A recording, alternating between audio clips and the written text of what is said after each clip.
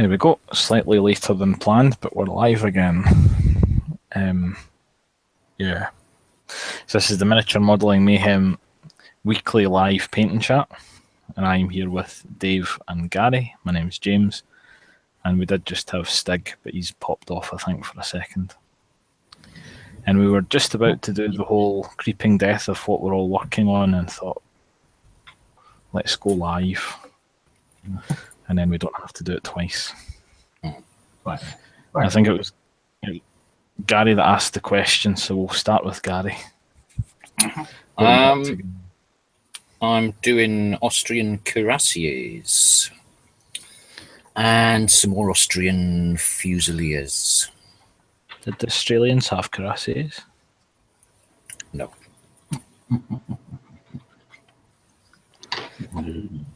They should do. True. Should have them, and they could like have corks hanging from their.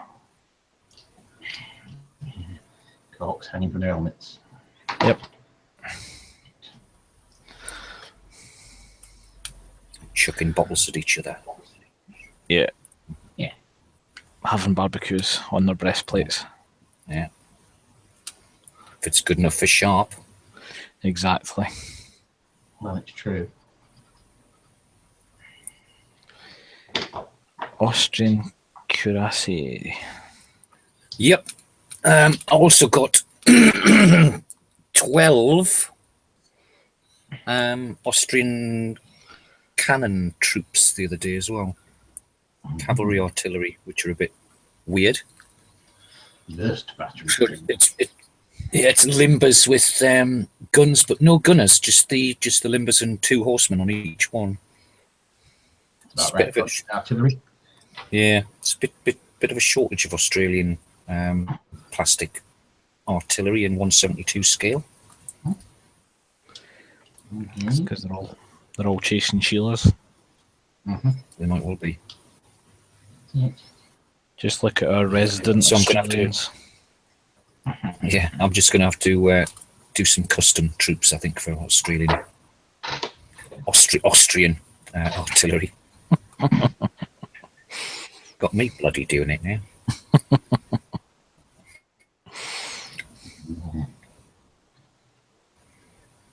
Yeah, you need to convert a guy to have corks hanging down from his. Yeah, gripping a boomerang. Yeah, 20 mil. You can totally do that at 20 mil. Yeah. The milliput boomerang. Yep. Yeah. Hello. Hello. Again, I must have turned it off by accident. Sorry. No worries. We're just doing the creeping death of what everyone's doing. Oh, And Gary's doing Australian cuirassier. Australians? Australians, yeah. Famous Napoleonic warriors. Yep.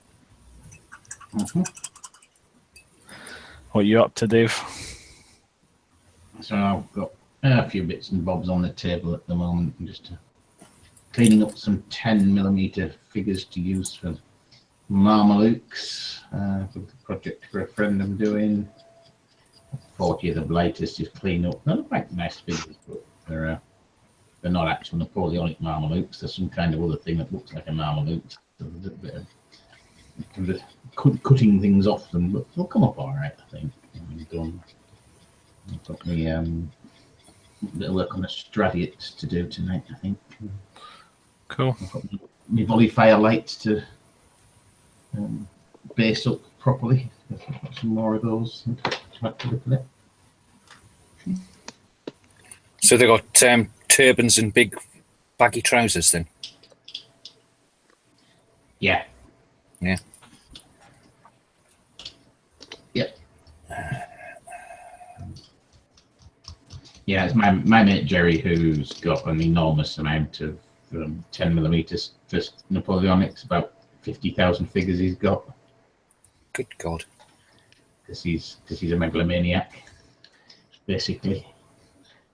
Is that the chap who had the the gaming, the hall. Yeah, the World Games Holiday Centre. Yeah. Yeah. So he's built his own next door, and he's moved to 10mm because it feeds his regular Mania even more. So, in fact, a fine setup he's got as well. It really is. So, on the Situation Room blog, if anybody wants to have a look at it. The Situation Room, okay. Situation Follow that Room. one, actually. Situation Room. Yeah. He's just done another recent battle report, I think. So,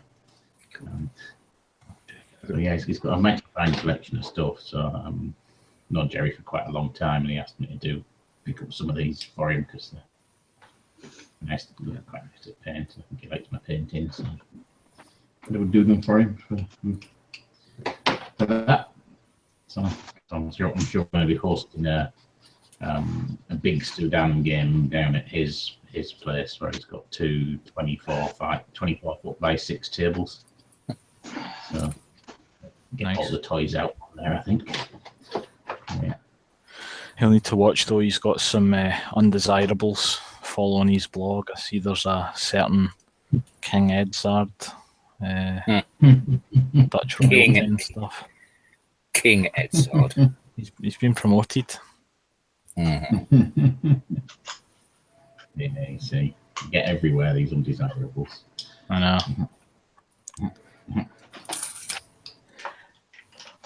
Yeah. So his father must be emperor by now, then. Oh, you know what these Dutch royalty are like? They're up and down like the bikes.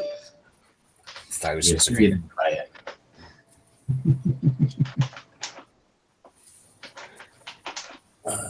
I'd ask what Steve's painting, but I don't think he's painting anything.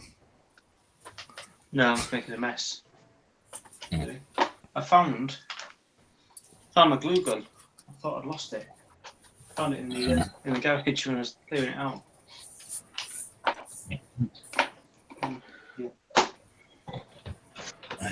Right.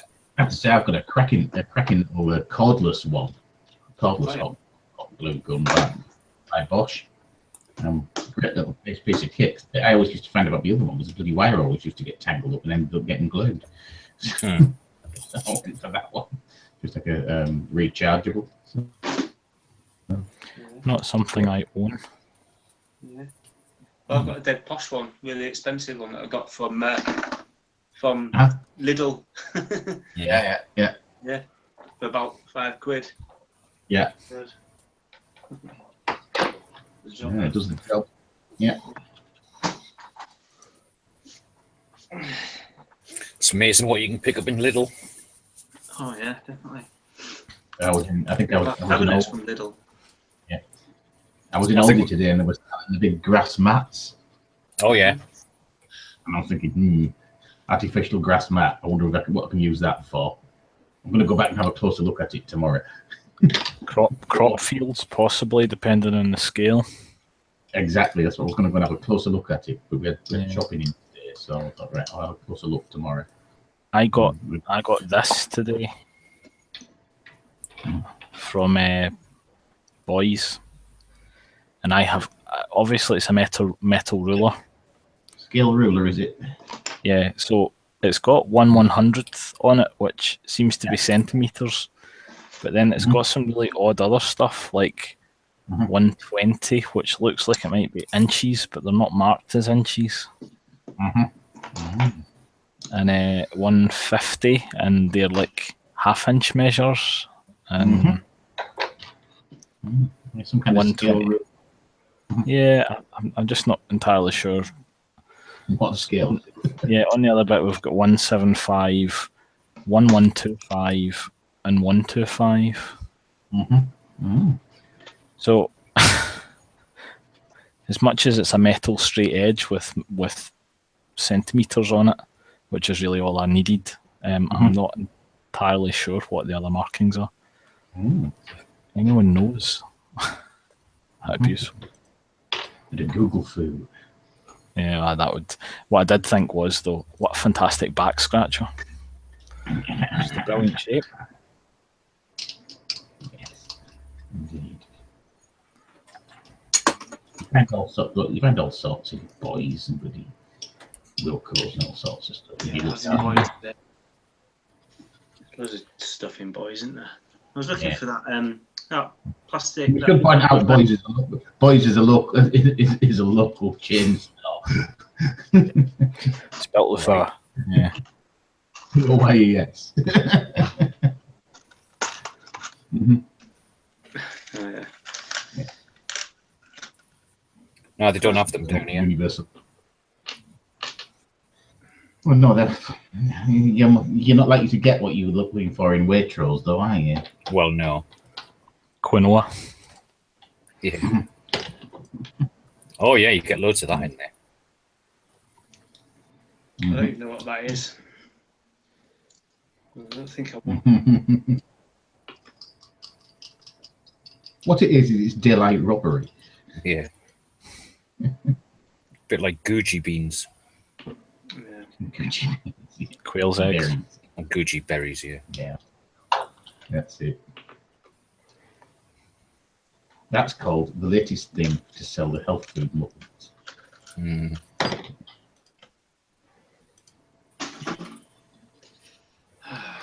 I'm just making a mess here. I think I missed myself out. I'm doing 10mm ACW Pendragon, ACW Confederate Cavalry dismounted. Yeah, I've got some Union SCW on my table as well. We're going to get. I think to get these things cleaned. I've got far more here than I actually need for the unit, so the rest are just going to get mixed in with my infantry. I think I'm not entirely sure how many I need. I think it's 8 bases of 2 men each, so I'm fairly positive I've got more than 16 of them. Yeah, we might get our first game at the SCW on my new table, hopefully. That'd be good. Useful to do that. I'll get hold of it. I'll get my mate Stevie's trees.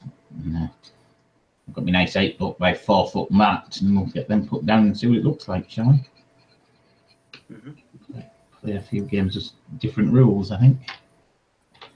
Those AstroTurf things that all you're doing, Dave, I bought them from Lidl, and I think they're about 4. Not 4 foot. Yeah, I think they're about 4 foot by 8 or something like that. Yeah.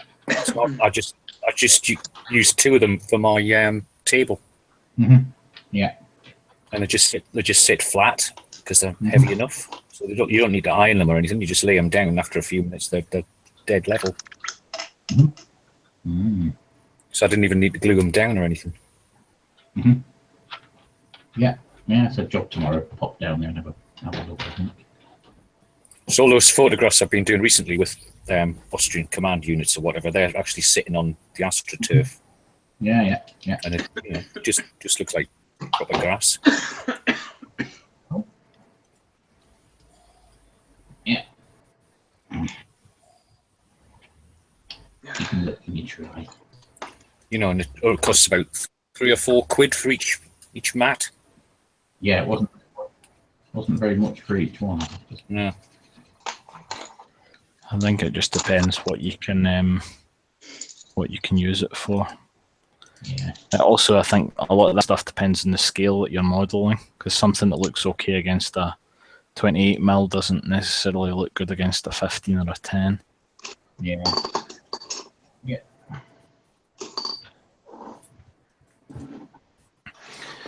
I've got the last of my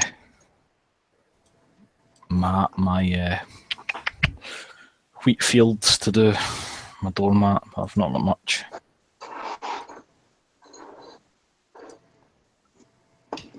I'm actually contemplating doing, a couple of years ago, I did twice the, what's it called?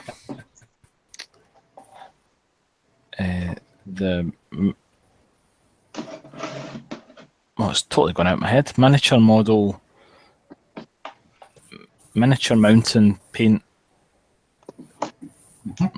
MMRPC. Yeah, that's it. Miniature model paint. Never mind. It's a challenge. Oh dear. It's a challenge to say, never mind. No, it's a painting challenge, but it involves not buying anything. Uh-huh. The purpose of the challenge is to go 6 months with limited purchases, and in that time just try and paint and reduce your mountain of lead. Yeah. Yeah, I don't think I've got much in the way of purchases coming up, I think, until I go now to the other partisan piece where I'm going to pick up some more Egyptians and Sudanese to see me through the winter, I think. The internet gods obviously don't want me to stop purchasing miniatures. Mm.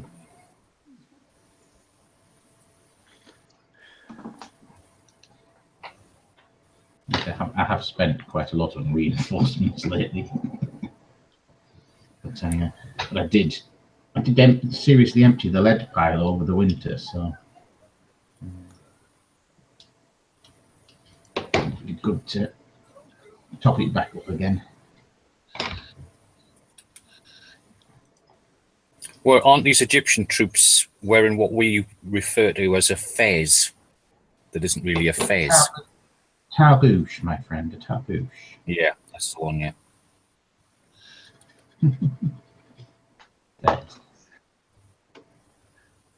Just like Tommy Cooper.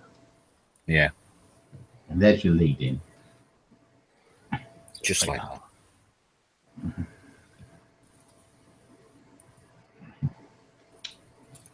Yeah.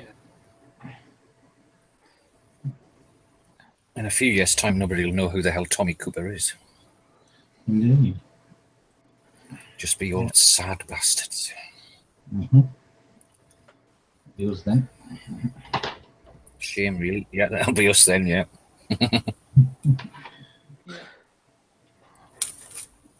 Right, I'll try this again. It's the Model Mountain Reduction Painting Challenge.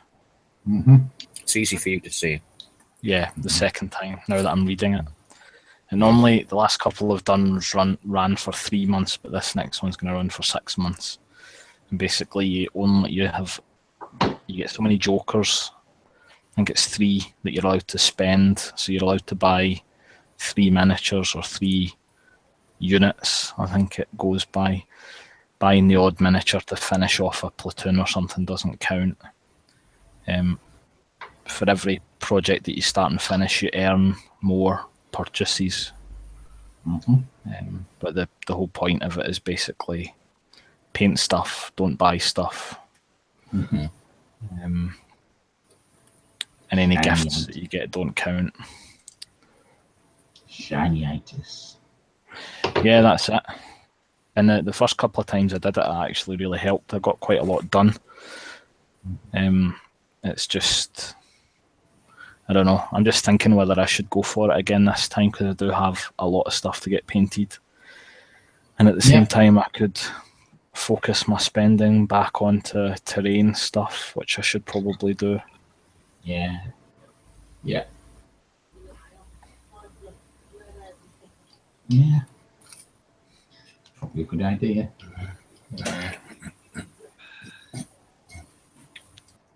Yeah, it's always all good ideas. It's generally the execution that's the problem. Yeah, that's true. But So, Steve. Yes. Sorry. Yeah. On you go. What forces have you got to fight your Picts then? None at the minute. All right. We're going to get a battle. Oh, So that's somebody needs to buy. You'll need to buy some Picts then. Some Pict fighters. it's gonna be a long term. It's a long term thing, I think. Yeah. Stuart's got some Picts and he's got some late Romans as well. Mm-hmm. All right. Okay. Not enough for a game at all. But, yeah. Well, they could fight Vikings and Saxons. Because the armor and weaponry isn't going to change. Yeah. No, it's a it's a long term one, I think. It's just a bit of a personal project, really. I'm just going to chip away at. Yeah. I don't want to put myself under pressure to get armies on the table and stuff. It's just I'm No, enjoying painting them at the minute. So So Well, what terrain stuff? like what you were doing with the cloaks, with the blue ones were particularly nice. yeah, Very steady hand to get those stripes on there. yeah. Well, it's Cool. tedious. Don't let him kid you on. That's foreign labour.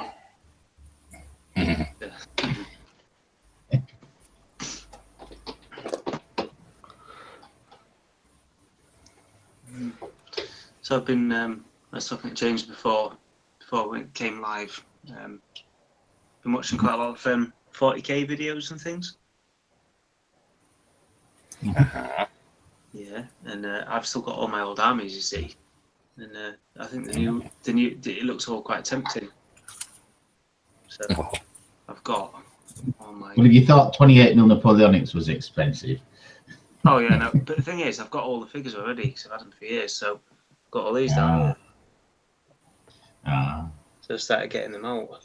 So that's my. you can participate in the metal mountain reduction project then by not buying any. Yeah. Yeah. So yeah. Did you notice the disdain he said that with? I know. Right. It's the same disdain I feel every time I think about doing it, but then Mhm. Yeah. I don't know. I might get it. Right. No.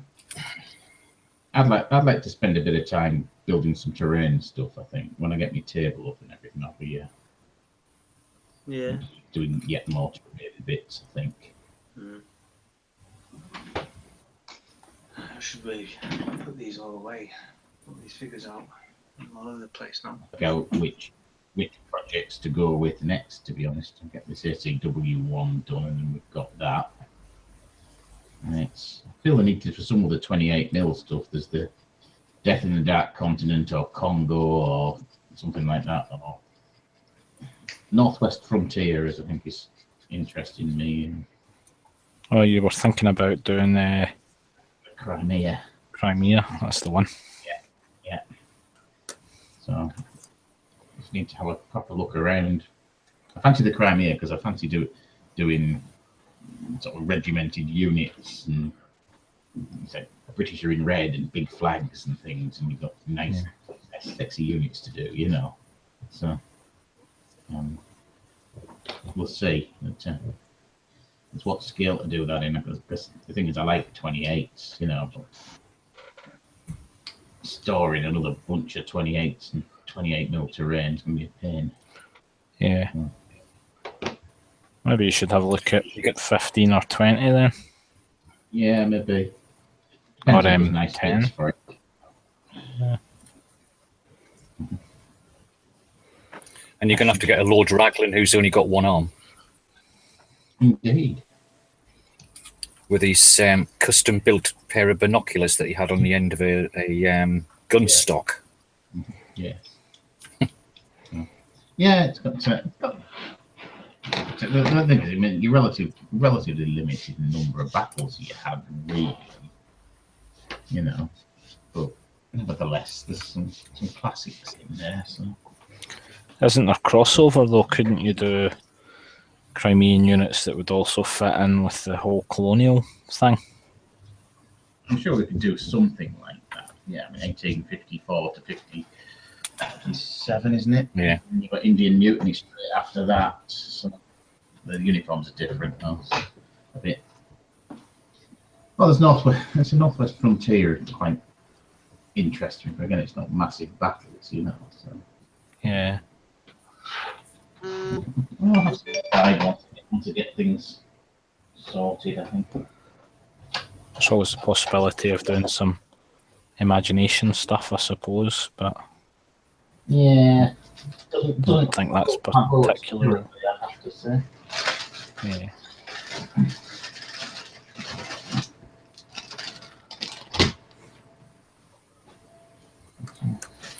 Well, you'd need some Turks, some French, some Piedmontese.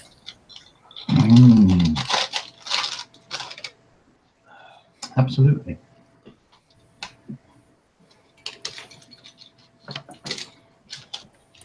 Lots of sailors were involved in it as well, weren't they? Because they were short of artillery units, so they drafted in naval guns.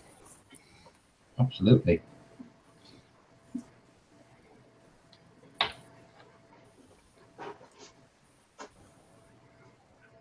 The light brigade could just be Uhlans, because the uniform is so similar anyway.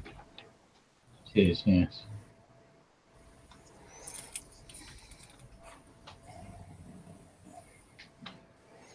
You were thinking about doing the Pacific at one point as well, weren't you?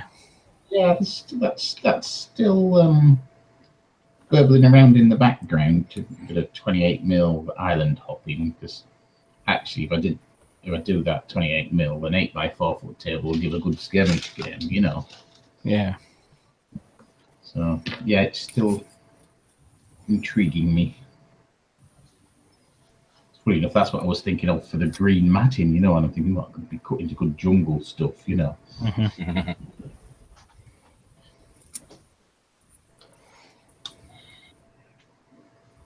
Yes, I think there is some good on the aquarium shop. Get some of their plants, plastic plants, for jungle terrain. Yeah, yeah. So I'll probably have a proper look at that as I get towards the winter. You know, once I've got my table up and the stuff I'm currently working on cleared, get the TCW stuff cleared, and I'm free to paint when I want to paint. Then start another lot of projects. So the Sudan stuff for the winter will be relatively quick to paint, I think. So Egyptian uniforms are pretty simple.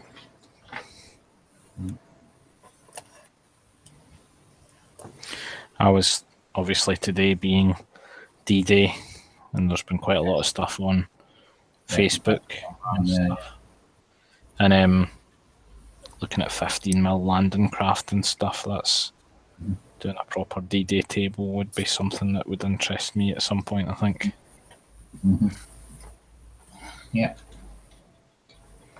Do they do the landing craft in MDF now at 15mm? Possibly. I think I might have seen companies that do that. They actually got the 28mm ones. Were not bad at it, given your cost and price point stuff, you know. Yeah. Considering how much you actually use the damn things, really. Yeah, they're just there for display, really, aren't they? They just look really cool.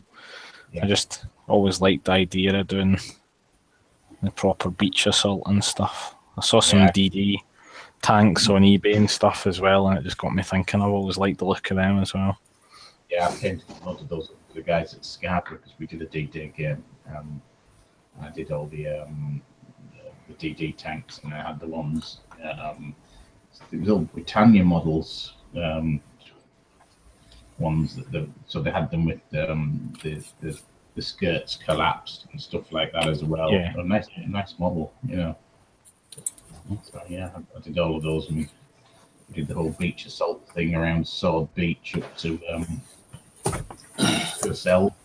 And we did right up Sword and Juno. Yeah, see, that would be quite cool. Would fit in with the collection I already have, but be something a bit different at the same time. I had to build shitloads of Airfix landing craft. And then I think there was some resin ones as well. There was a landing ship tank thing as well. Yeah. But that's a long time ago. I forgot about that.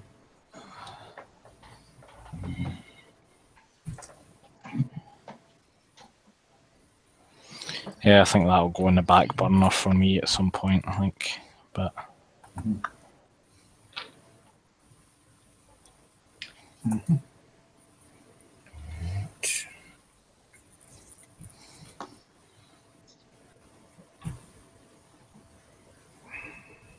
to figure out how on earth I fit all these figures in here.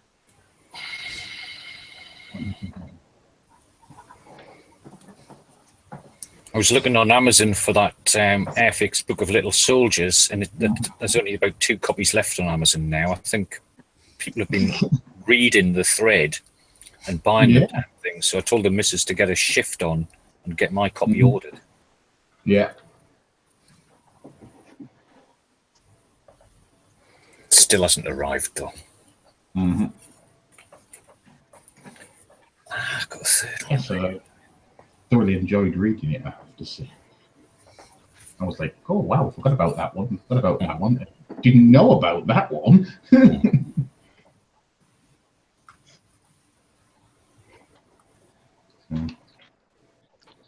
So, next door neighbour works at the auction house in Thornaby, the toy auction place. He's a military cataloguer. And he was round the other day and he said they've got some original artwork from Airfix, from Roy Cross, their artist.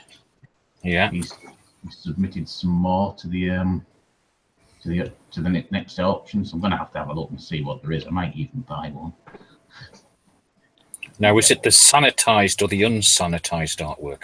So I think it's some of the unsanitized stuff. That'd be much better then.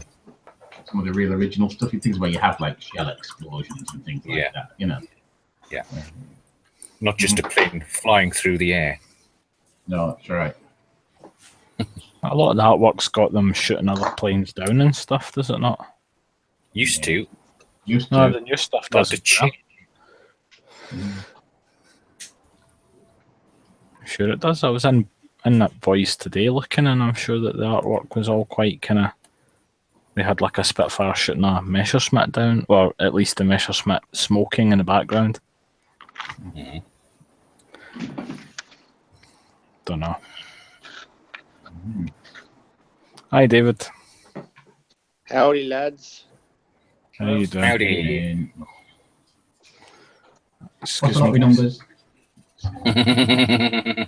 I don't know. I didn't look. Sorry. I want to know the lottery numbers from the future. Yeah. What's the weather like yesterday? Check this out. These are those little tiny nail art brushes that you get from China for like 10 for $1. Oh yeah. Mm-hmm. Look how good those points are. Yeah, they're good. They're actually not bad. I've been using this yesterday afternoon to paint my 6mm, and it's working really well. Cool. Yeah. Synthetic or not bad. $10 for $1 for 10 brushes, free postage. Oh, there you go. Bloody hell. Even if you use them once and throw them away, they still work it out. Yep. That's right.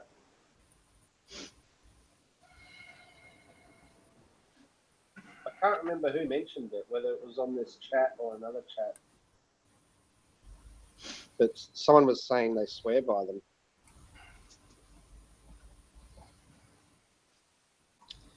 Anyway, I'm painting up. I think that was on that cross-dressing site you go on, isn't it? Yeah, maybe. It was the one that you moderate. Yeah, it's called From Bruce to Sheila. Yeah. That's the one. That's the one, yeah. Queen So of the anyway, Desert. I'm painting 6mm because I have a whole bunch of unpainted 6mm that I can't sell. So I figured if I paint some of them, I might be able to just throw them on eBay for a few dollars. So I've dedicated the first week of each month to painting up the 6mm. That's the plan.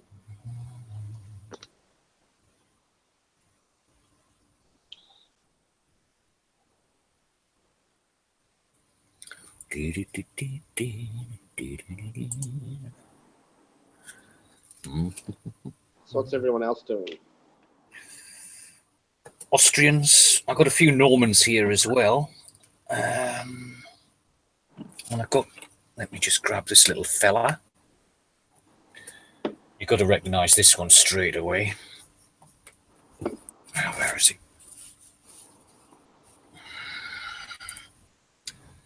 I can only see his feet. Right. I don't know what that is. I don't know, Robin Hood maybe. That's it. He's one of the Airfix Robin Hood guys.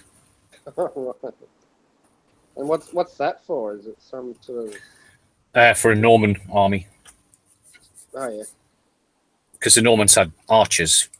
So any archers that I've got, whether they're Revel, Emhar, or Airfix, they're all going to be Norman archers. Nice. So is his skin particularly red for any reason, or? Yeah, he's been out in the sun. No, but like, is that like a layer that you do? You start I think I have gone a bit. I think I have gone a bit too red on him. right. I'll have to tone him down a little bit. He's been working in the fields all summer long. Yes, looks like it. Getting in the harvest. Archery's just his other job. Well, it's before the days of professional armies, isn't it? So Yeah. Farmer soldier. Farmer soldier.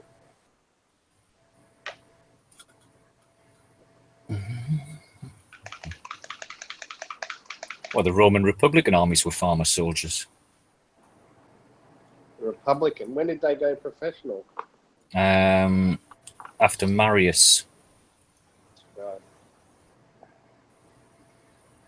because the land was all bought up by slave owners Yeah. who started making these big industrial farms, and every time a peasant farmer would die or was short of money, he'd sell the land to a rich patrician who would then try and buy all the land around that and build up these huge farms which were toiled by slaves. And that was why they had to make the army reforms, because there weren't enough peasant farmers who could buy their own armor anymore, because all the land had been bought up. Mm. Hello. Good old greed shows up in Yeah. every generation.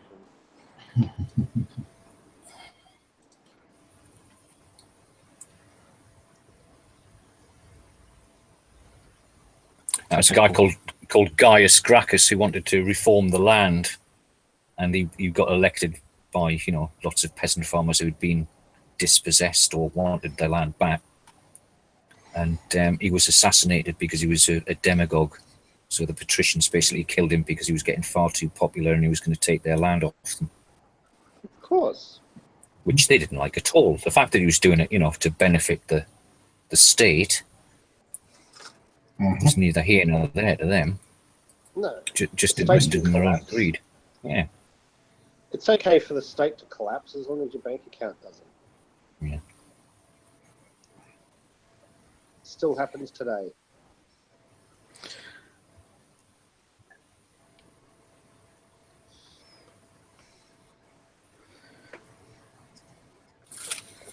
Dave's doing Mamelukes who were slave soldiers.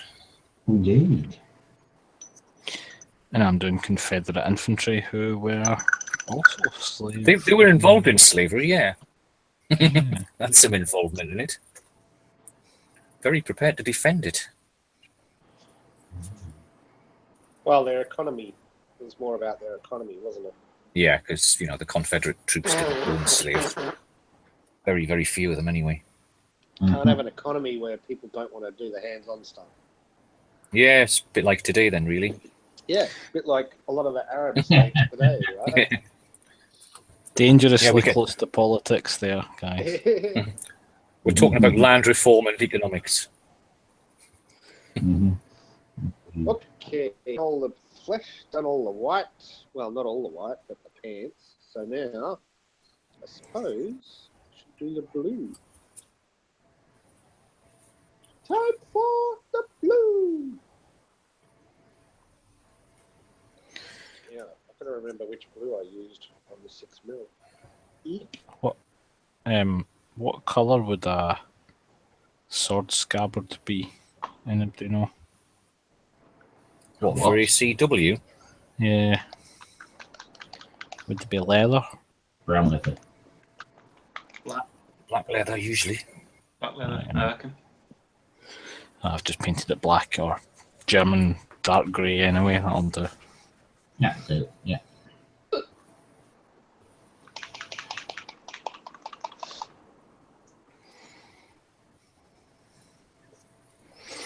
Somewhere, somehow, there's someone screaming at the YouTube. No! It's pink, you idiot!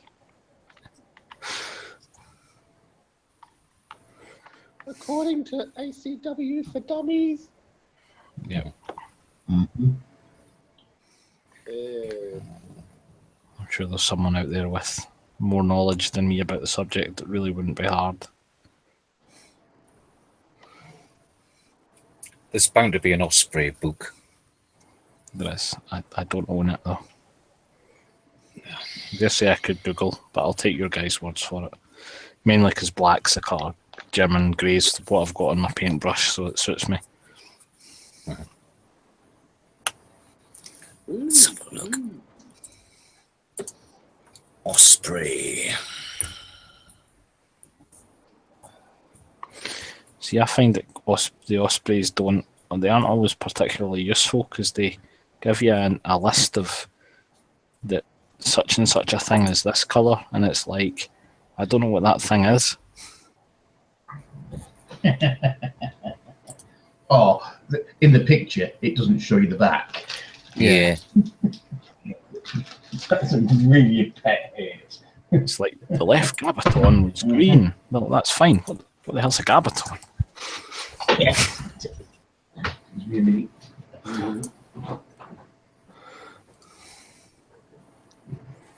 Well, I've got black scabbards with gold tips on them, and also silver scabbards, according to Osprey. Okay. Have a look on Pinterest. That's- There's loads of stuff on there. I'm pretty sure I've got a Pinterest account, but it's a website that annoys me more than anything else because I'm searching for things and I come across something and it's like, oh, that looks interesting. And then, no, if you want to see this, you have to sign in. Bugger off.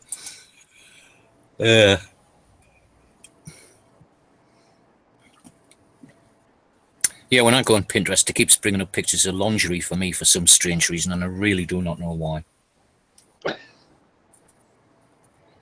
Cosplay. Yeah. Dear Gary, we thought you might be interested in this. And how about this? More to the point, what about this one? I think you're saying more about your browsing history than anything else. I'm just annoyed because Dave posted that Airfix book and I stupidly clicked on the link, and ever since then all Facebook is showing me is Amazon listings for Airfix books. Yeah, I got one. That is. Yeah. I was you quite sort of enjoying the can't- lingerie. Yeah. You sort of can't. You can't look up a surprise present for anyone No, these days, you can't. Because it just You can't. no. It ruined it. I suppose it depends if you're sharing a device or not. Well, not even Right. that. You just want to show them something, right? So you go, oh, look at these pictures that I found of this and this, and up in the corner there's an ad for bloody latest crock pot. Well, actually, yeah, I may have been looking at crock pots for your birthday.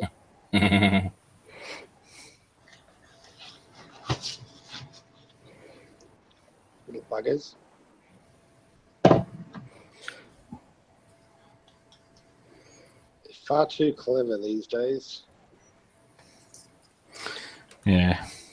What annoys me though is, let's say you've already bought it, like you've already bought it through eBay or whatever, You were looking at them, but then you bought one. But now you're getting heaps of ads for other ones.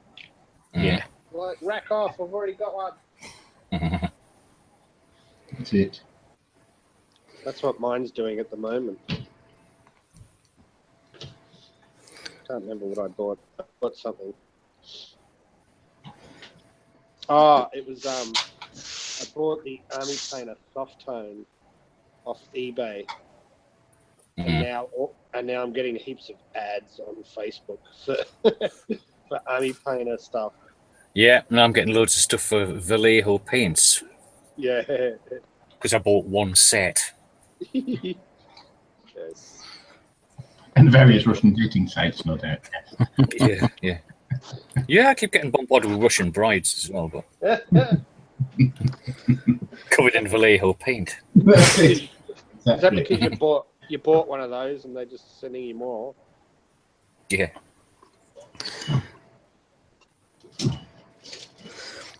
I thought after what happened to the first one, they weren't letting you have any more. Ran back home screaming.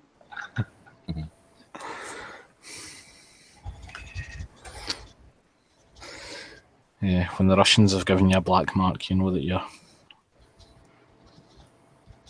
Yeah, there's no way. There's no way I would take on a Russian bride. There's just too many brothers and fathers and cousins and uncles. Should try a T-cider. Mafia now, ex-KGB.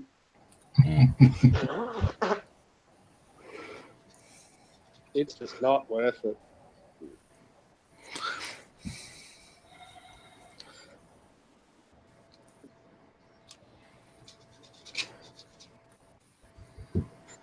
I got my missing car key back today, which was nice. It's been missing since my father-in-law had it, but he absolutely positively gave us it back.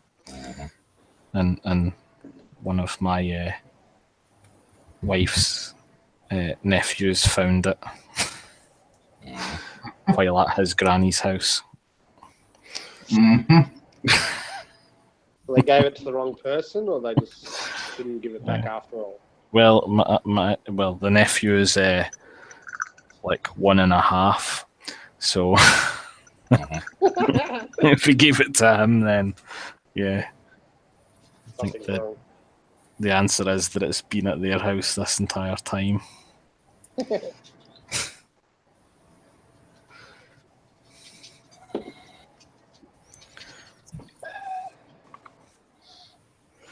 I've got sorry, not really on topic, but I've got a car key that in order to lock the car, you have to actually use a coin to pry the car key open, take out the microchip thing that's inside, press it against the battery, and then hold 3 different parts of the circuit board down and press the button in order to get the car to lock.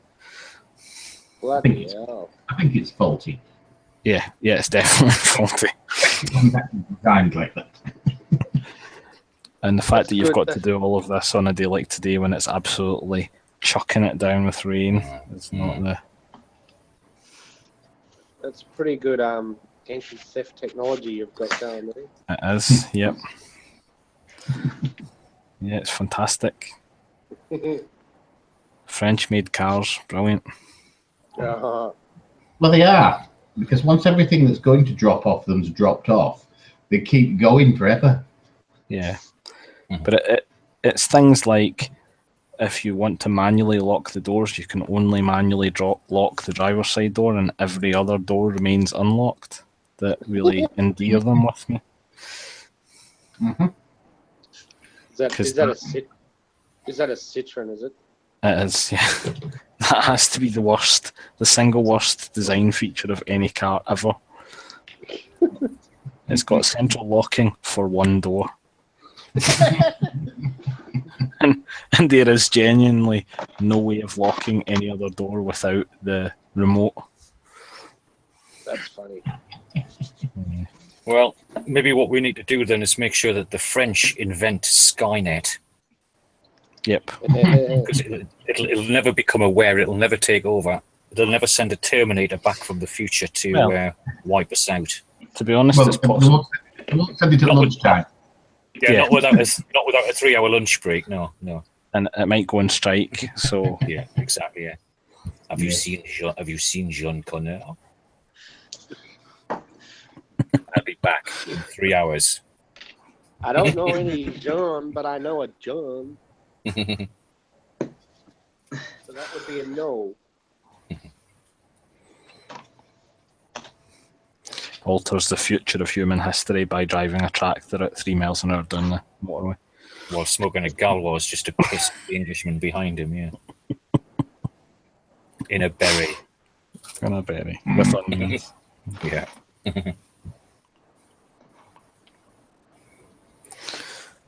Setting light to some car tyres. Jacques has a big moustache.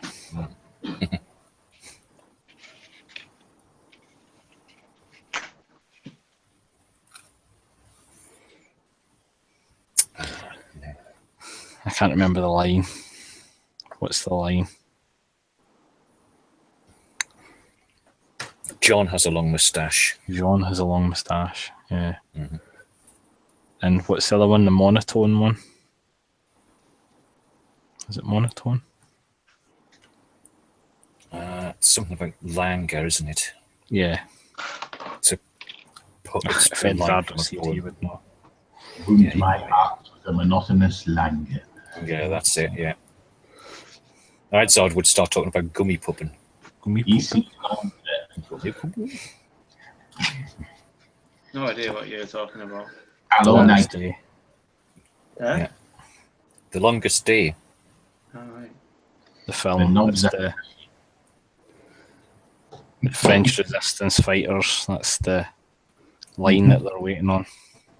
Oh, is All it? It's their activation code. Right. But I mean, they are only quoting in that movie the actual lines that they were using on. Oh, yes. You know, Yes, they're it was all not words, making wasn't it? Right. Ah,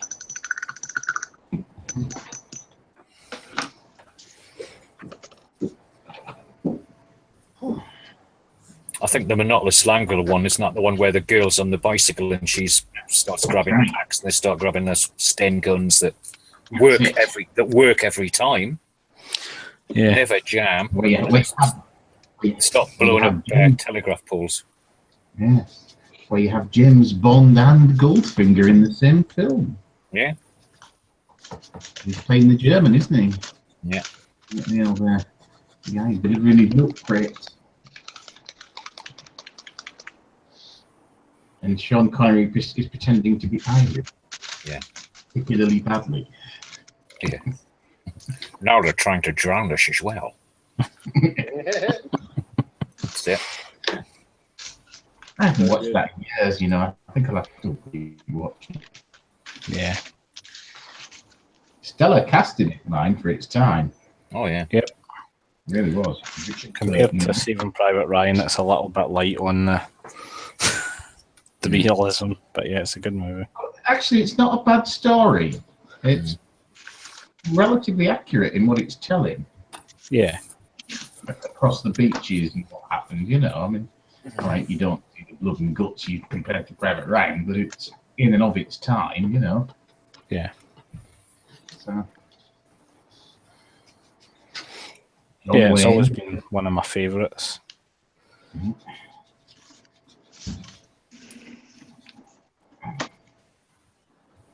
The only big star missing Steve McQueen, isn't he? I don't think he was in it. No, he wasn't in it.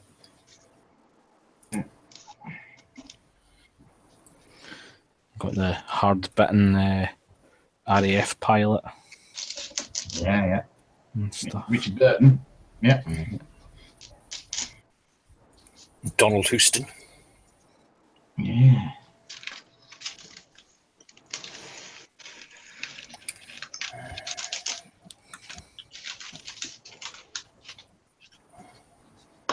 And I think the guy who plays Monty is the same bloke who played the Indian bloke in It Ain't Half Hot Mum.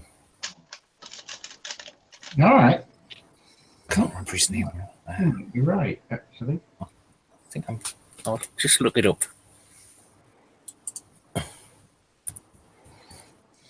The guy that played Lovett. Yeah. Fought somewhere as well, if I remember right. Oh, it was the actual Piper Millen, wasn't it? He played himself. Yeah, he did. And then there's the famous one about the chap on the bridge.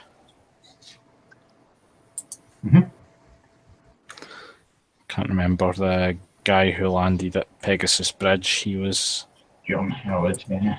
yeah.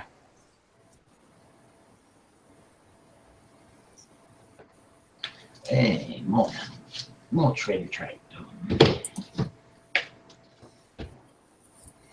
Leslie Phillips is in it as well. Ding yeah. dong. Is he? Yeah.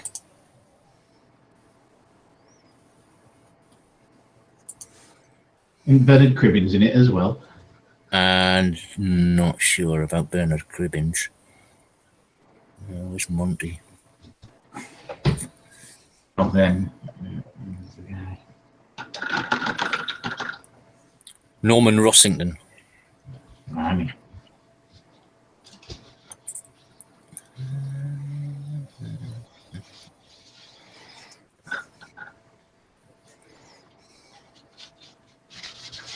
Oh, you've got the guy who played Roosevelt's son as well, wasn't there? yeah. Henry Fonda. Catweasel's in it. Catweasel's in it. He's an officer at Eisenhower's briefing.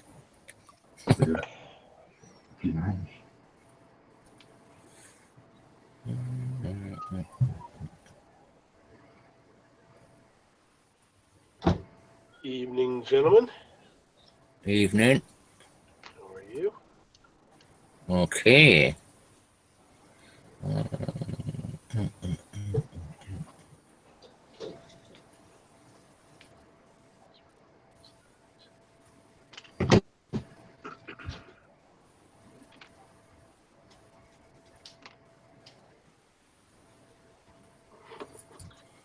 Yeah, it's Trevor Reed plays Monty. The guy from It Ain't Half Hot Mum played him in something else.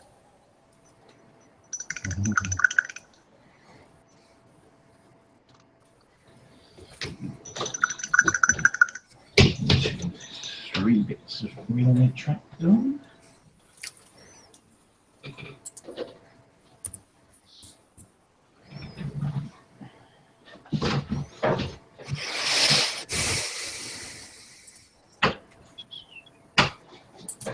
How many years ago is it now since the actual landing? 70. 73, yeah. Yeah, Michael Bates is the Indian guy in It Ain't Half Hot Mum, and he plays Monty in something else. Double or something, was it? Yeah. Yeah. I was Monty's double or something, yeah.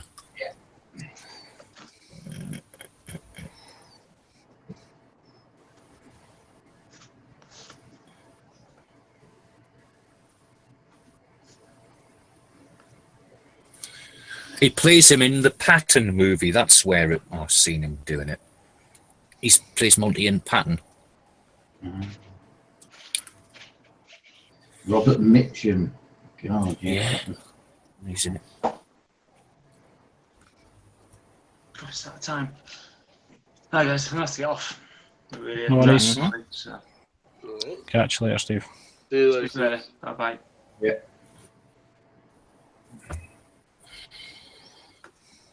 George Segal. Bloody hell.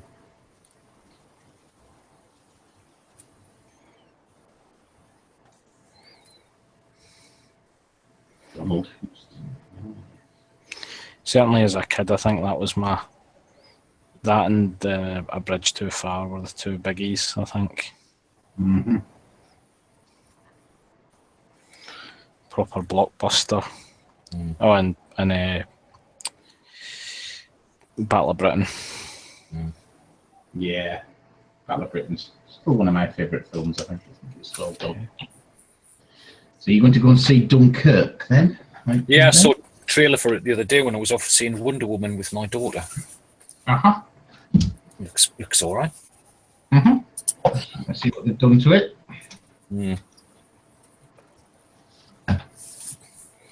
When's that Pegasus Bridge one out?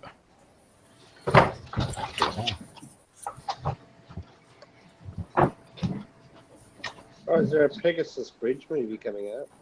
Yeah, I think it was like a. It's not like a big name studio. It was like a. Not a homemade thing, but like a fan-funded Kickstarter kind of thing. Yep. I think. Wow.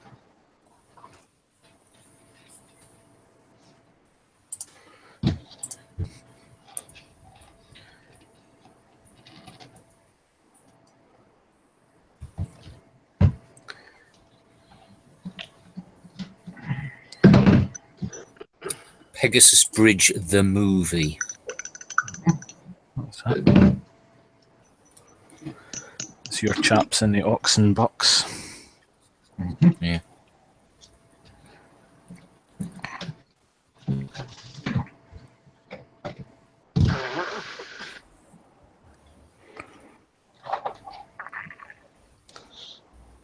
Don't know when it's supposed to be out, actually, just looking at the website. Yeah, so am I.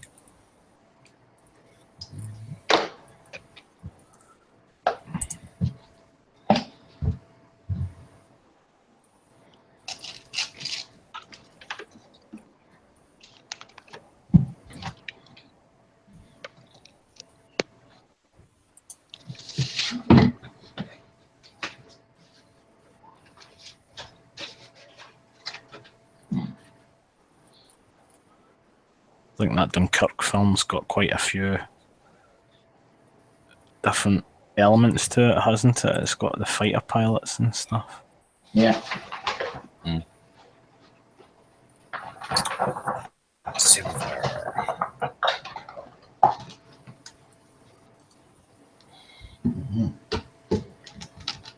Yes, it's been a while since they've released a good one, really, I think. Yeah. Well, at least a British one. There's, Yeah, I think yes, absolutely. fairly regularly American style ones, but Yeah. Oh, that's nice. It's got Harry Styles in it, so got to say it with him in it.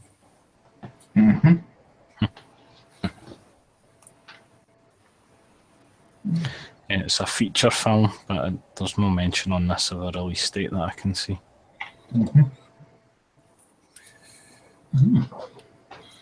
Styles, isn't he one of those like New Kid on the Block type kids? Yeah, that's it. One Direction or something, wasn't it?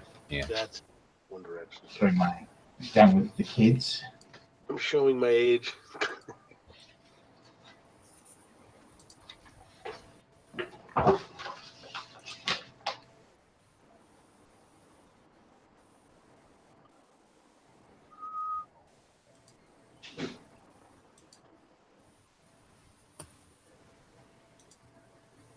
Yeah, that Pegasus Bridge one, I think I had seen stuff about them trying to get all the kit right and stuff. Putting a lot of effort into getting it accurate. So it has the right look.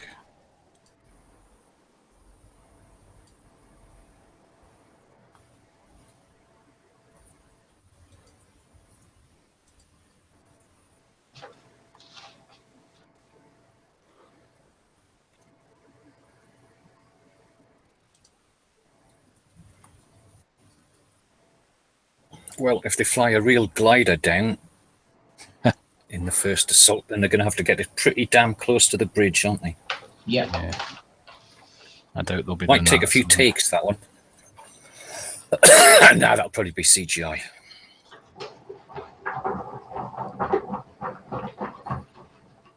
Depends how you film it, I suppose. If you did it from the perspective of the guys inside the glider, there might not be anything to film. Like, might not need any CGI. Just some of the old Star Trek, throwing yourself about. I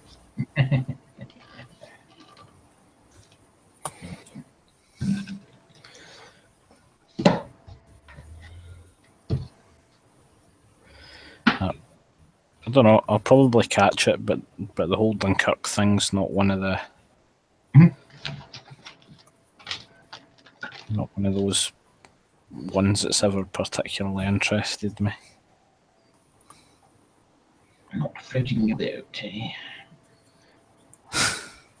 Yeah.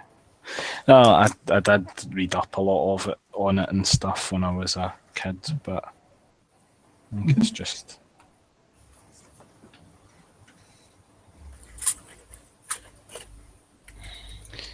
one of those disasters that's sold as a victory, isn't it?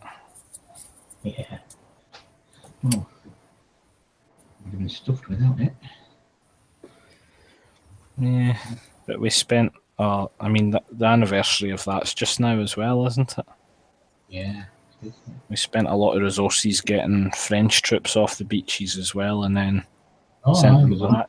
1,000 French got off the beach. Yeah, But and then that's what was trying to save an Allied army as much as a British one. yeah, but it was more the fact they went to all that effort getting the French off, and then sent them back to France, and then France surrendered. Yeah.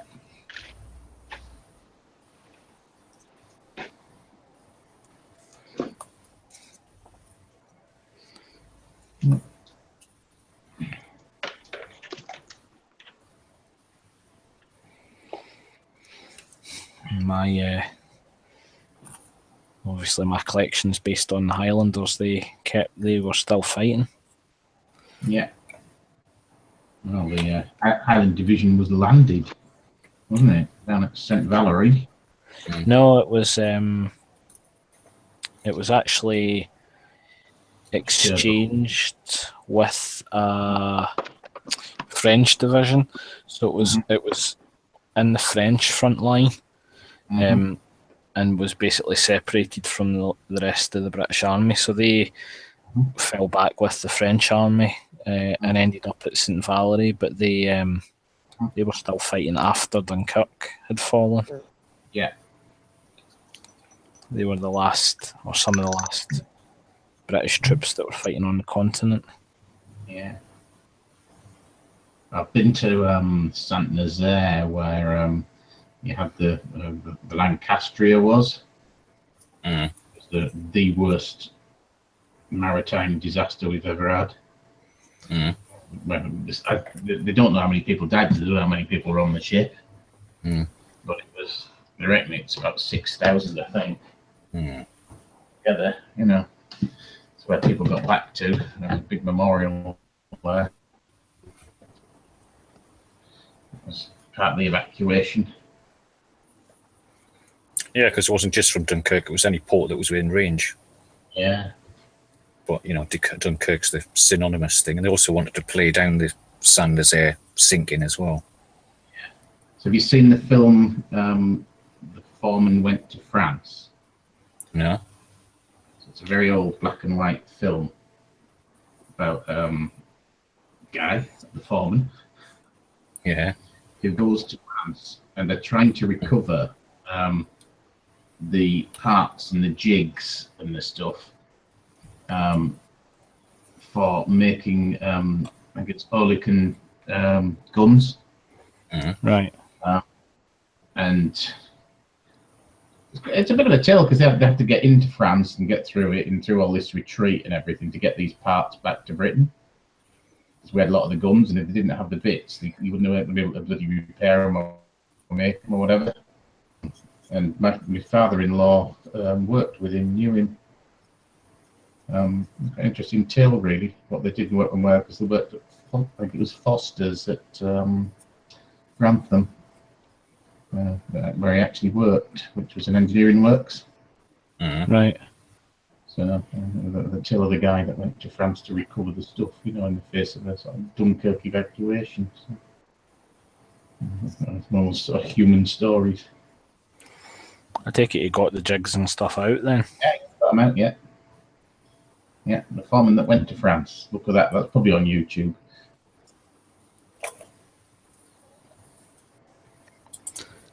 It's not a story I've heard of.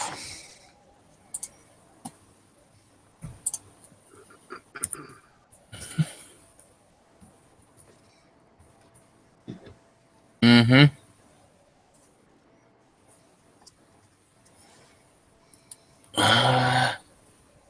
Yeah, it's on YouTube.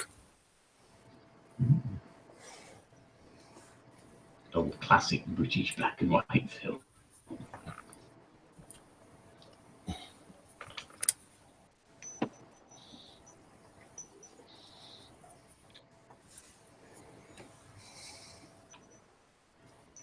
All the 1950s war films.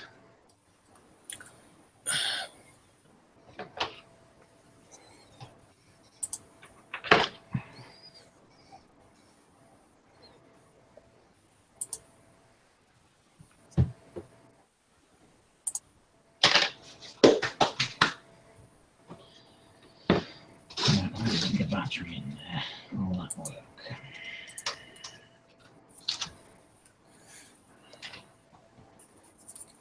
I think one of the first, obviously, like Pacific War movies would have been Pearl Harbor, but I remember seeing, is it Mother Goose? As well, about the guy who's on the island, the Coast Watcher style, and he ends up with a load of nuns, or a nun and a load of schoolgirls. Yeah. But the classic is, it has to be Tora, Tora, Tora. Mm. Yeah. Good one there. I didn't think much of the remake for Pearl Harbor. Nah. Or Midway, the Battle of Midway. No, I'm not It's got entirely Charlton sure. Heston in it. Not entirely sure I've seen the Midway one. Yes, Charlton Heston, yes. And Henry Fonda, remember, right? Yeah.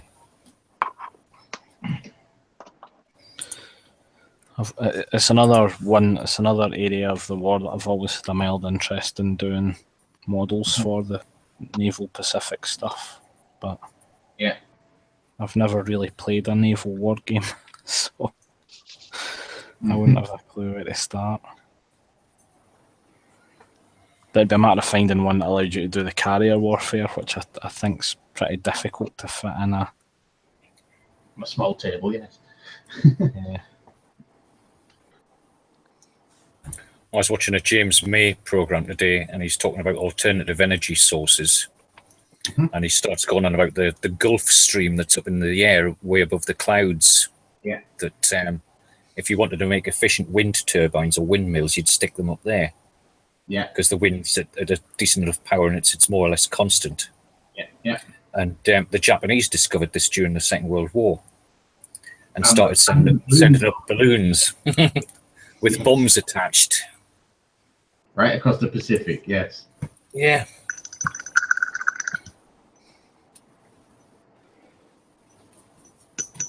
You only killed 6 people. Yeah. They're only admitted to have killed 6 people. I think it might be the. Yeah. Yes.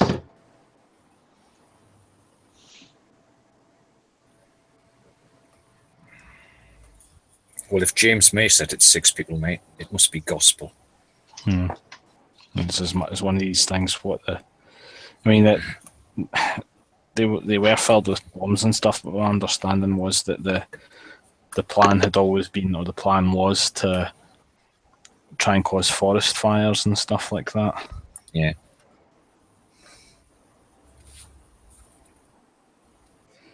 And the Americans had such a tight, it just wasn't leaked out, or it wasn't talked about in the media or whatever, so the Japanese had no way of knowing whether the balloons were actually getting there. So that's what the British used to do with the German bombing as well. Exactly. Yeah. Well, for the V2s, There was a quote that the Germans had been bombing at random, and then it appeared in the paper that the Germans had flattened the town of Random. Yeah.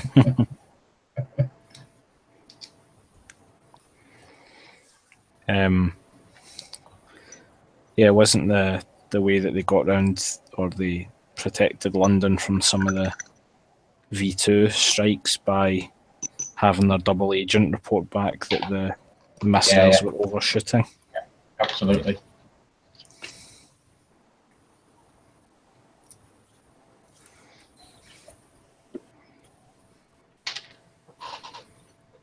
Yeah, which is why they're all landing round where I live. Yep. Oh, And the Still trend. southeast corner. Yeah. Yeah, the local library's got a map of where all the bombs fell, and they're all around Croydon, mainly. Yeah, one of the guys. Which was no great shame, really. It's a shame they can't carry on doing it for Croydon. One of the guys whose blog I follow lives down that coastline, and he had posted a picture on his blog, and it was areas where V1s had come down. And he thought was a V1 that had crashed or exploded, and the whole area was just absolutely covered in dots. Mm.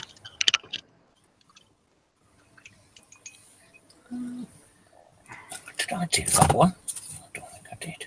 Is it Christmas already? There we go, you see. Christmas already. Flashing lights.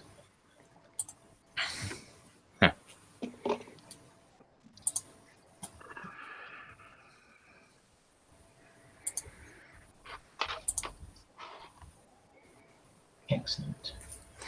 You need a smoke machine for your next game. Well, you can get them from model railways, you know. Yep. Little smoke generators. It's not smoke per se, but it's a lubricant. It's a fuel they use. The trouble is you have to connect it to a power source to be able to bloody do it. You know, and it's using some kind of 12-volt power source, which is pretty difficult to get onto a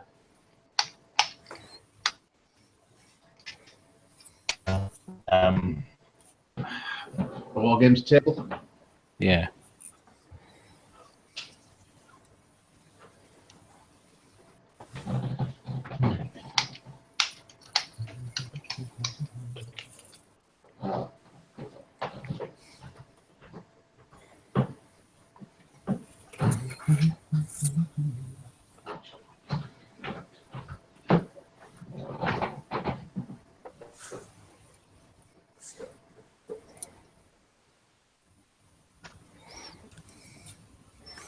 Oh, I got my tufts today. They arrived.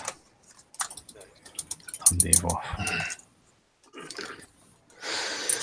My new ones, so I can finish off my stuff. And unfortunately, they seem to have changed the shade of yellow that they use. Oh dear.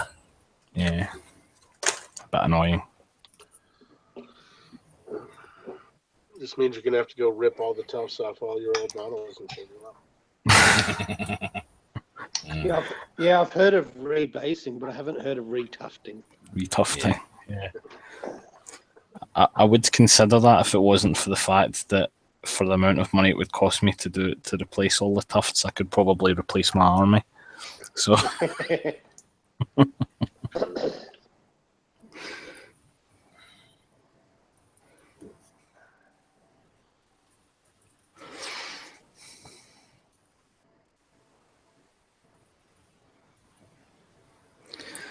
they're not cheap. On the plus side, I did order a magnetic sheet with the order as well, and when it arrived I thought, oh damn, that's the wrong magnetic sheet, it's far too thick. And on closer inspection found that it's actually two sheets stuck together. So Nice. Two for the price of one. two for the price of one.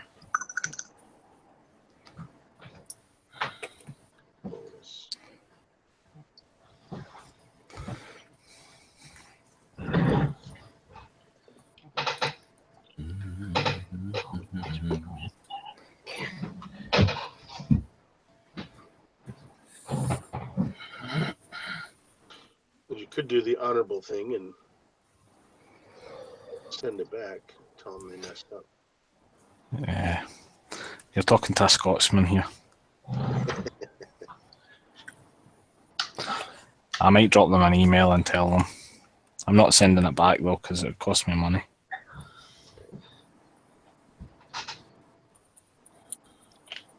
It might work in your favor if you're honest and say, listen, you guys sent me an extra one. They may send you a coupon.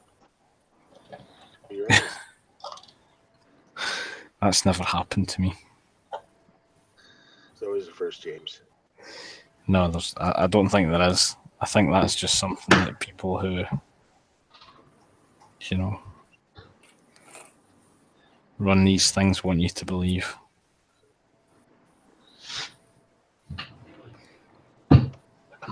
Nah, but you're right, it's their mistake. So I'll drop them an email and point it out to them and laugh. Oh, that's very sweet. Crikey. Yeah. Those glue guns are bloody noisy, aren't they? Oh, gold. Well, that beats Bill, I suppose. I was on mute. You weren't? You told me I was on mute. We can all assure you that you weren't. It went red and said mute. But there you go. Screwed up my desk.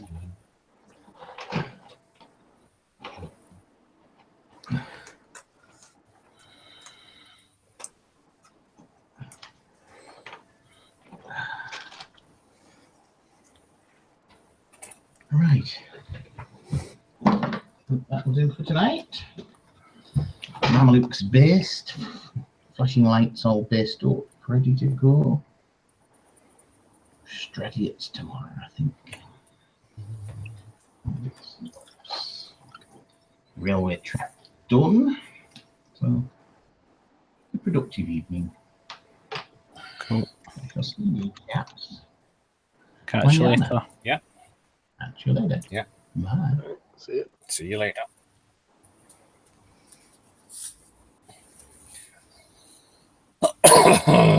Right. Before I paint my cuirassier's trousers, I'll nip downstairs for a minute. Right. Back in a moment. No worries. If you're going for more power tools, we've had enough. So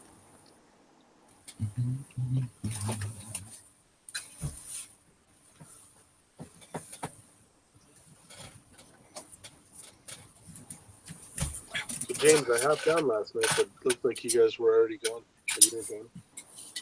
Yeah. I had an early night for the first time in a long time. That's good. I was absolutely knackered when I woke up this morning. I might have an early night this evening. If I hear a car drive in, I gotta race upstairs and pretend I've been working on dinner for my kids. The dogs normally give you a They clue. tip me off. Yeah, it's good. They start going crazy. Then I made the ultimate mistake last night. All those tracks I painted the other day, Yeah. I have no idea why. I just grabbed the wrong set of tracks and just started, because I knew I had one set I had a prime. So the tracks I had already painted, I accidentally primed over. Yes, I was a little aggravated.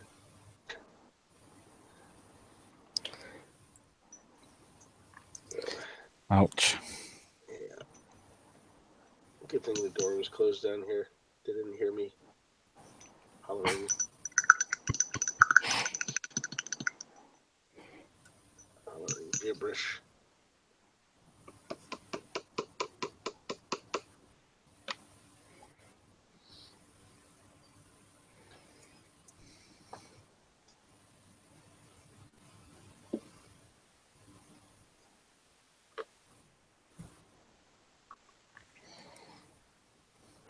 Yeah. I don't think I've managed to do that, but I was pretty beside myself because I was like, finally, I got those tracks all primed, everything's done, and then I looked and I was like, son of a... That's happy. could have been worse. It could have been a spray varnish that was actually silver spray paint or something. Oh, just died. I think I would have just beat it with a hammer and made it a wreck.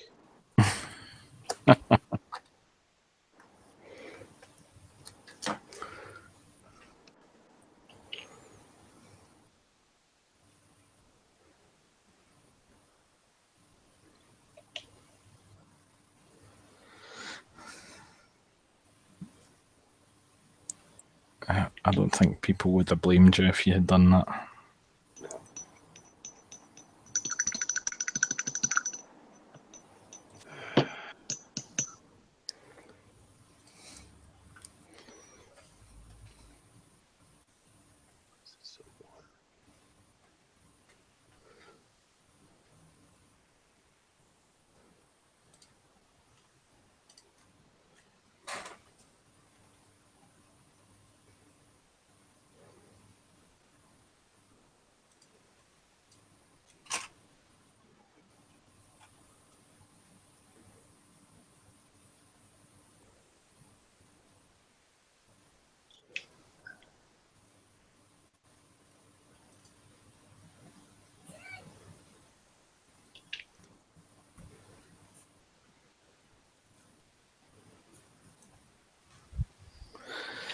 Yes, well, we discussed the other night the fun that is painting Sherman tracks.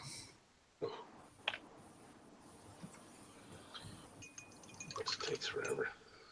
At least you didn't have 18 of them to do. No, I got just a platoon's worth of it.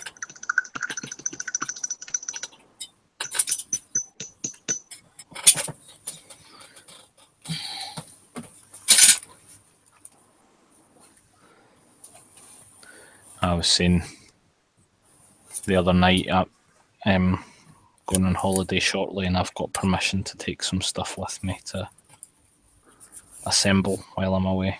So a whole load of Plastic Soldier Company tank kits to build. How many more tanks you got? Can I plead the fifth? No.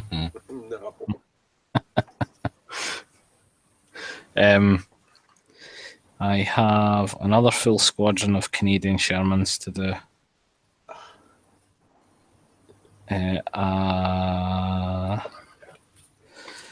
Quite a few German tanks, Panzer IVs and Panthers. Quite a few half tracks.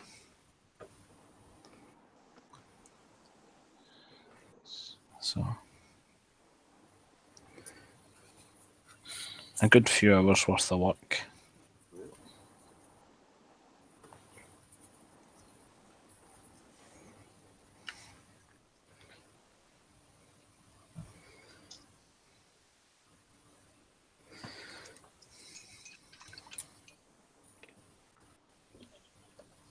Some more tank shit then. Yep, more tank shit. Lots more. It's a good project while you're sitting in the sun frying your Scottish skin. Don't be daft, I don't sit in the sun. That'd be a recipe for disaster. I used to be the kid on the beach that had a long sleeve shirt on. Yeah. Here, I hate it. I get fried. I don't hate it at all. My mum stopped using Factor 50 suntan lotion and just started whitewashing me. It's just easier. It's just easier, yeah. Just as effective as well.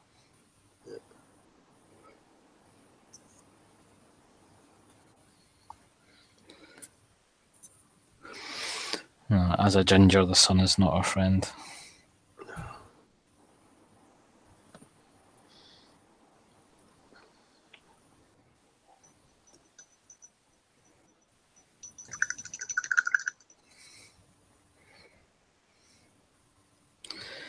I was laughing earlier though, one of the groups that I'm on, there was an Australian complaining about the fact it was 9.5 degrees Celsius during the night where he was. And someone had responded and says, we're in our summertime and it's 10, it's 10 degrees. You can tell it's summer because the rain's falling more or less. Yeah. Vertically rather than horizontally. Well, I was chucking it down today. Yeah, properly chucking it down all day here today. Yeah, it's the same here. Seems like it's Monsoon. been about 3 weeks straight. It's unreal.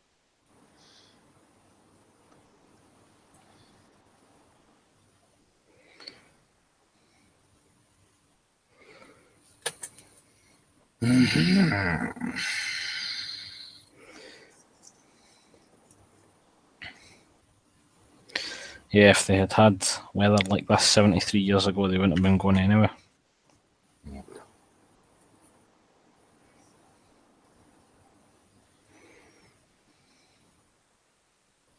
Well, they did on the first couple of dates, right? Yeah. Yeah.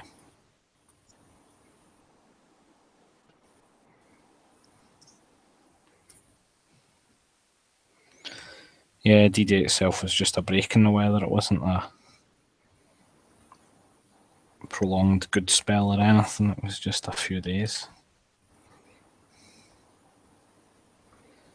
And then they had the big storm that wrecked the American Mulberry Harbour and damaged the British one.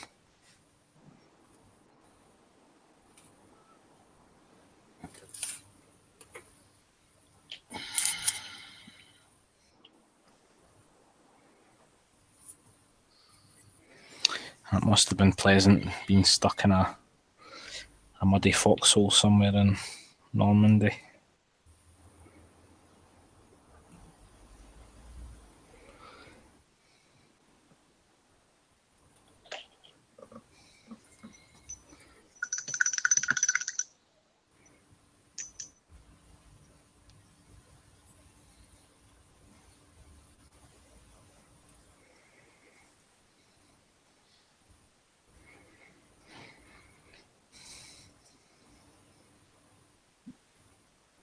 It's just, I was thinking earlier, a bit of an odd thought, but it's really weird to me anyway, being the age I am, mid-30s, and I'm living through the point at which these things passed from immediate living memory.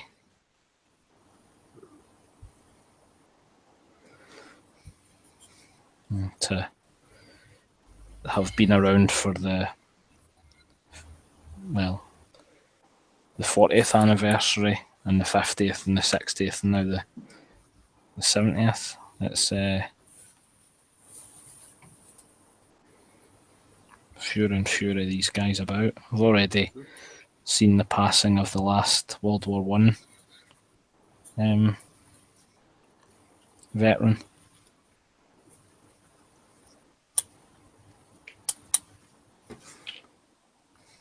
Well, they were taking a few D-Day veterans over to France this week. Yeah, it's just that the next kind of 10, the 80th memorial, or the 80th anniversary, kind of like how there's not going to be that many of them around for that one, I would have thought. Yeah.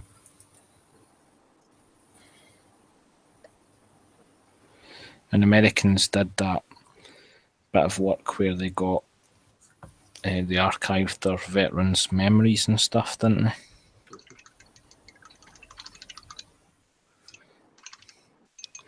I'm sure Ambrose was involved in that.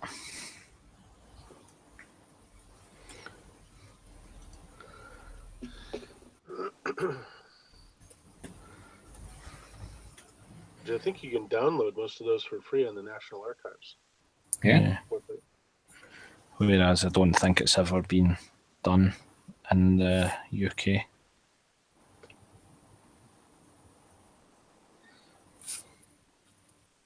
Well, the Imperial War Museum's got a lot of tape recordings. Yeah. Was it a deliberate thing or was it an incidental thing though? No, it was a deliberate thing. Right. Yeah, the Australian War Museum has done the same thing.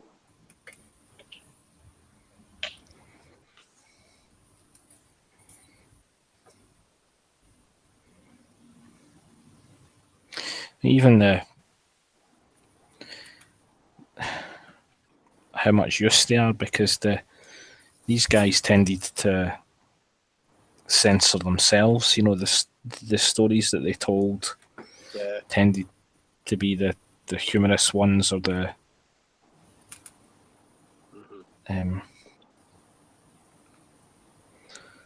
Yes. you know, they weren't necessarily the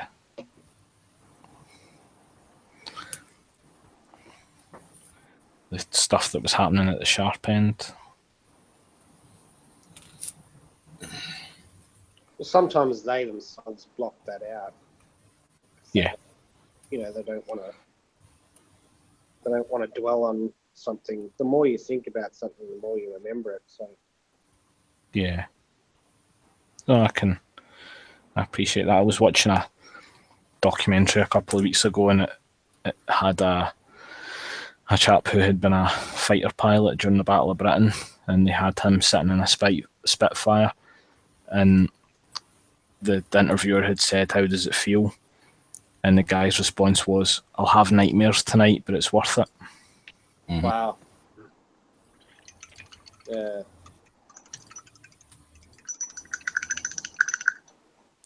And it was someone had interviewed a World War One. Was it in a World War One fighter race? An American guy. I think he'd flown for the French and then flown for the Americans when they joined. And someone had asked him in an interview, I think it must have been in the 80s or the 90s, and when was the last time you had a nightmare? And his response was, "What day is it?" Mm-hmm. Mm.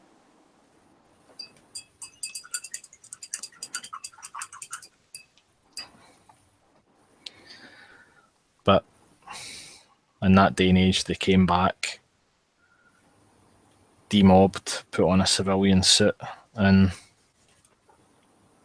that was it. Got on with it. And I don't even know that "got on with it's the right phrase. It was they just didn't have an option. There was no other support mechanism for them. Yeah.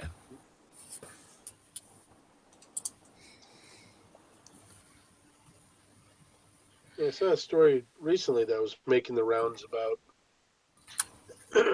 an old guy who had been a janitor, like a school for years and years. Oh, I know what it was. It was at some military type academy. And nobody knew. And come to find out, he had been a Medal of Honor winner in World War II. They just thought he was, kind of the happy-go-lucky janitor. Yeah. If it hadn't been for those goddamn pesky kids, he would have got away with it. Yeah. Mm-hmm.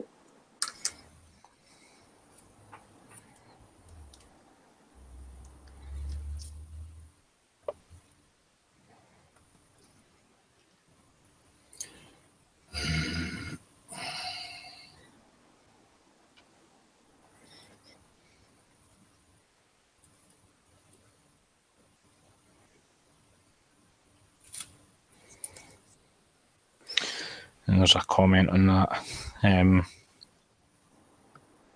The Pacific, the series, when it's talking about the chap Basilone that won the Medal of Honor, the Marine, and that he had a school named after him and stuff, and I think it's kind of how many kids who go there know that's why the school has that name. Hmm.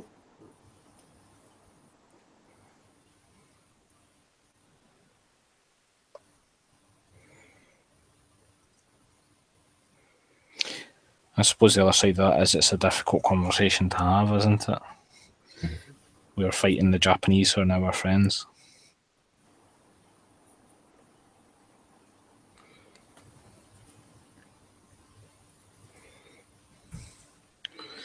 And as Jer had said many moons ago in one of these things, it's at what point does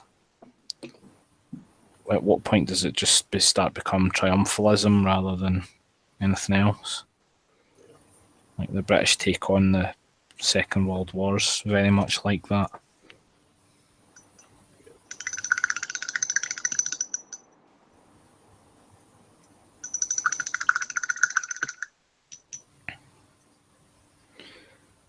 It's got shades of the Orange Order and remembering battles in Ireland that every other participant in the war has long since forgotten about. Yeah.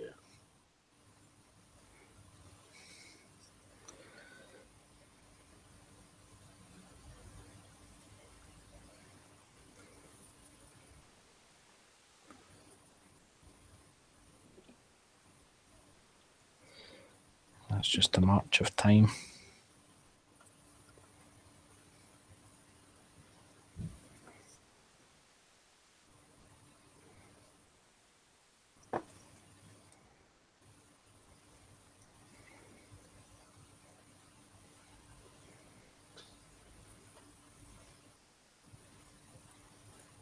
So you see these kids wearing these, there's always those tacky T-shirts kids have.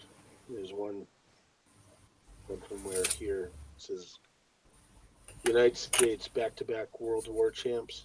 I always want to say, Oh yeah. do you even know what that means? You're wearing this shirt.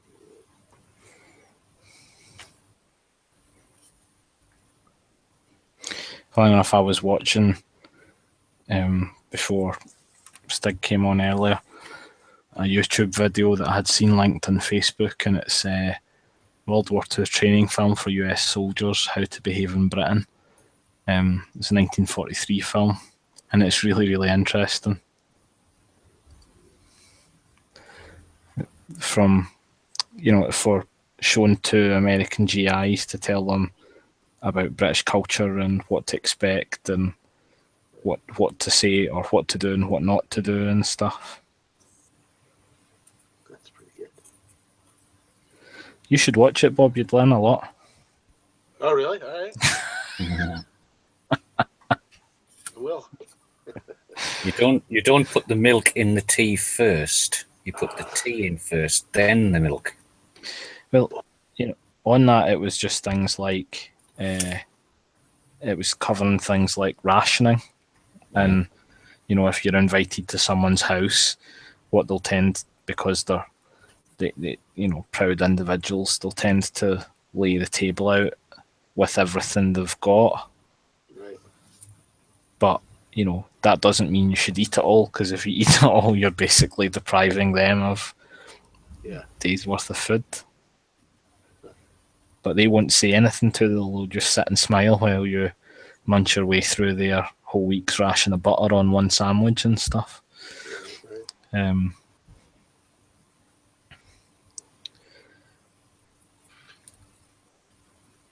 But if you bring them butter, can you court one of the lasses?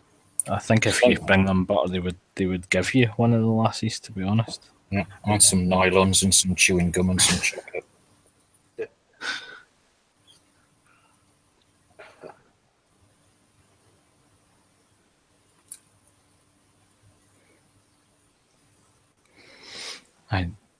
Near where I used to live in Scotland, not terribly near, but near enough, there was a American bomber crashed, because it was kind of the area that when stuff was coming across the Atlantic, it would it would land at Prestwick and stuff, and this was a bit further in, a bit further down the coast and a bit further inland, and this B-17 or whatever it was had got lost and had made landfall but ran out of fuel, so it crash landed in a field. And the bomber was apparently full of fresh fruit, like oranges and things. And the bomber crew were all fine, and the plane was going to be recovered and stuff like that. But the crew had basically said, well, you may as well help yourself to the fruit. So the locals had a real bonanza of all this stuff they hadn't seen in years. Yeah.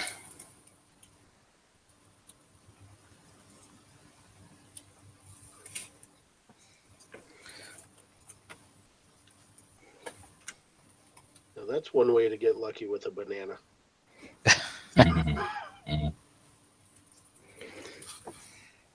Now, stories about when the GIs were being driven to the landing or embarkation points on the south coast, and as the trucks would go past a crowd of school kids, who were throwing all the chocolate bars and sweets and chewing gum out of the backs of the trucks for the kids to pick up, as they knew they didn't need to take them with them.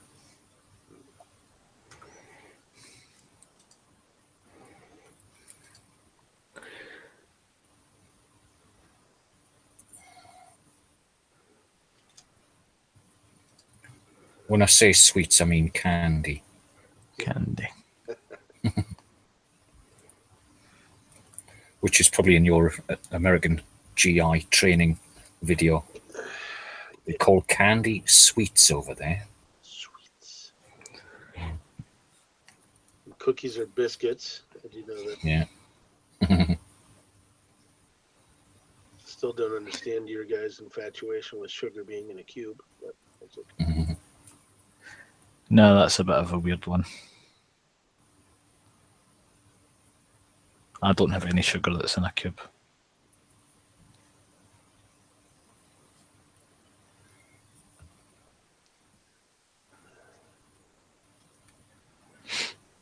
Right, I think David's gone. So it's just the three of us. So I'm just going to end the live portion there. Mm-hmm. Because I may think about heading to bed again. Right, so that's us, and I'm going on holiday shortly, so unless someone else is hosting, it might be a week or two, 2 or 3 weeks before we have another one of these. But hopefully some of the regulars will host the unrecorded ones over the next couple of weeks. I'm looking at you, Gary. Yeah. So, if you're interested in joining, you can join the Miniature Modelling Mayhem group, where the link is posted, and you can just jump on, say hello to us. All we need is a Google Plus account and a mic. Camera's optional. But yeah, that's us, I think. Bid everyone adieu. It's good night from me, and it's good night from him.